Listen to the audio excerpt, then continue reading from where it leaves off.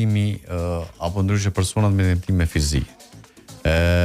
Ajo që ka po du më dalën është se cilët janë ata të cilët pra mujnë me marrë realisht pjesë sepse ka tash kjo termi i persona me aftësi të kufizuar këgja gjën e prik. Edhe realisht ka për shembull për atyve që janë personave që kanë vetëm dëmtime fizike, realisht me ata të cilët kanë pasur probleme me në një aksident këgja të rëndë, përmend ose ka lëndu qaq shumë pjesën e gjurit të lujt voleboll apo ndryshe lloj sporti që ju ka shumë pak a shumë ajo farë pjesa e karrierës dhe e kalon pak a shumë me dëmtime fizike, por që qytetërisht apo ndryshe befasisht ai mund të luajë.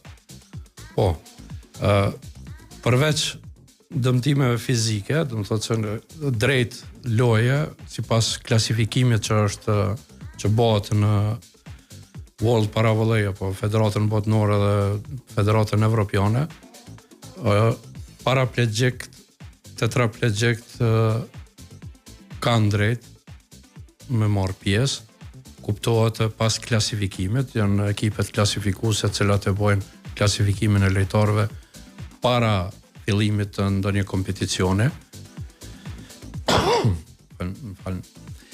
Është paraliza cerebrale, do thotë edhe ajo është e pranueshme, po duhet me pasën edhe klasifikimin. Klasifikimi është VS1 edhe VS2. VS1 janë gjitha dëmtimet e dukshme, ku hynë amputimet,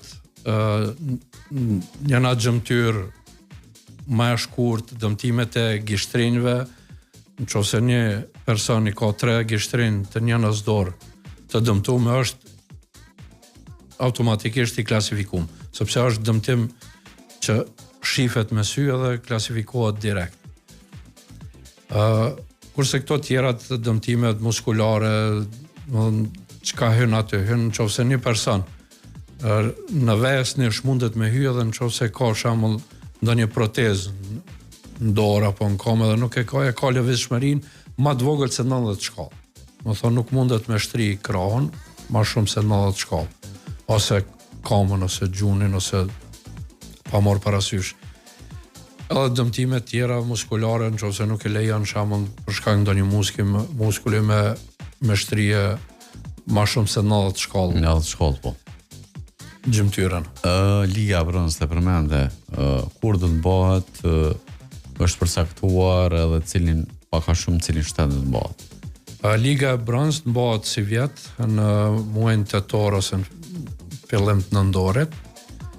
Na kemi aplikuar për me organizu këtë kompeticion në Kosovë, mirë po si federate e re nuk kemi organizu deri tash asnjë turnir dhe besueshmëria për me marrë organizimin e një kompeticioni, pa marrë parasysh se kemi dëshmu që jemi profesionist të punës, për shkak se jena prej federatave vetme që brenda 3 viteve kemi arrit mi bot 6 ekipe. 6 ekipe, okay. Më thonë, kjo është fenomen edhe për Paravolley Evropën. Të marrë parasysh që në shumë shtete më të zhvillume, Zvicra nuk ka Paravolley. Britania nuk ka. Ka ekip 1-2 ekipe, po për me organizu kompeticion edhe ligë për Paravolley nuk ka. I mora 2 shtete që janë pak më të zhvillume se sa ne. Holanda ka kombëtarën e zhvillume, sidomos të femrave, dhe Franca gjithashtu. Mirë po, kampionatet vendore organizohen me ekipe volejboll ulur, ku nuk ka klasifikim.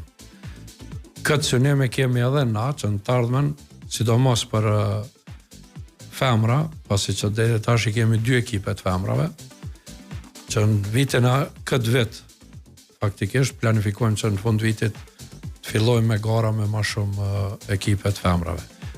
Këtë vit marrim pjesë në ligën e kombeve me ekipën e meshkujve, ku kusht është që ti kemi 3 lojtarë me dëmtime fizike, se është kusht që minimumi 3 lojtarë të jenë në fushë.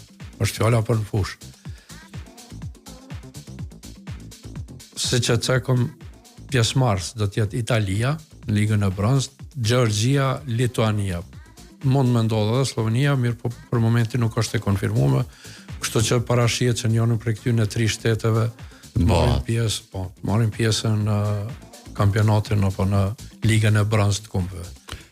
Synimi, me qenë se është pyetja fundi sepse kemi edhe kohën pak a shumë të limituar, synimi i Federatës së Paravollit cili është? Synimi i Federatës së Paravollit është të zhvillojmë këtë sport, të kyçim sa më shumë 3 edhe 3-ja. Paravolli nuk ka kufizime as në mosh, as në gjini, as në aftësi fizike, në të është i hapun për gjithë. Synimi jonë është që të kyçim sa më shumë persona, sidomos e kemi në projektin ton që të kyçim invalid të luftës, ata të cilët kanë kontribu për neve që na sot mundem me zhvillu këtë sport. Do të cek që Bosna është lider botnor dhe pikërisht lojtarët që janë mas aktive që kanë arrit në kulmin e këtij sporti në arenën botnore, pasi që janë 3 ekipet më të forta në botë, janë invalid të luftës.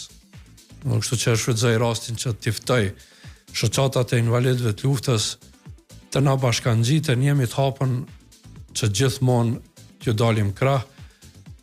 Tjetër në synim e kena aftësimin e kuadrëve profesionale. Neve si vjet kemi trajnerën e parë të licencum në Paravolli për level 1. Okej. Këtë vet planifikojmë që të shkojmë edhe në level 2.